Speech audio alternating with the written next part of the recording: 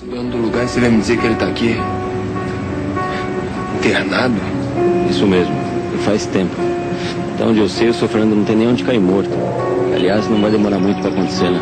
Você mesmo viu. O homem tá mais pra lá do que pra cá.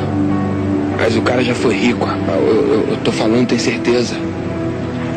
Eu tentei falar com ele, mas... Será que eu posso ir lá de novo? Melhor você desistir, garoto. O seu Fernando mal consegue entender o que a gente fala. Tem dia que não lembra nem do próprio nome. Como é que um cara com tanta grana pode acabar assim? A mulher acaba com tudo, Xará. Você acredita que a mulher dele largou tudo pra fugir com um bandidaço? Parece que depois de um tempo o tal bandido mandou matar o filho do seu Fernando. Ainda era uma criança. E a mulher, não sei se matou de desgosto ou se mataram ela. Depois disso tudo, Xará, como é que um homem desse vive? Não vive. Diz que o desgosto tomou conta do seu Fernando junto com a tristeza e a bebida. Aí ele perdeu tudo. Depois veio a doença e sobrou só aquilo que você viu naquele quarto.